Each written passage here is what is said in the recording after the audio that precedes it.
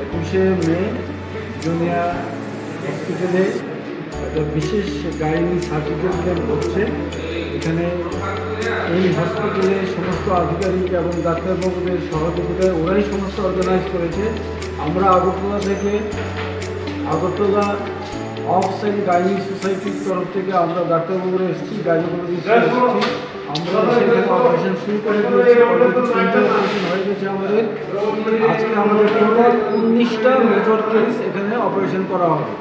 এর মধ্যে 9টা হচ্ছে ভেজাইনাল হিস্টেক্টমি, 7টা হচ্ছে অ্যাবডোমিনাল হিস্টেক্টমি, আর 3টা হচ্ছে এনডিভিএস।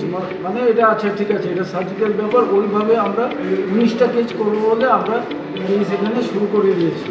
এই হসপিটালে সবার অসীম সহযোগিতা আমরা পাচ্ছি। আমরা সত্যি ওদের কাছে কৃতজ্ঞ।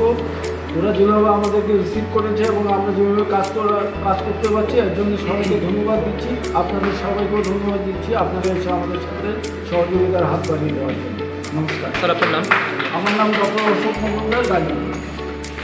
আগরতলা থেকে আমরা 7 জন গাইনোকোলজিস্ট এসেছি অপারেশন, আর সিস্টার এসছে 5 জনের মতন, আর অন্যান্য অ্যাসিস্ট্যান্টও এসছে। আমরা অ্যাসিস্ট্যান্ট এবং অন্যান্য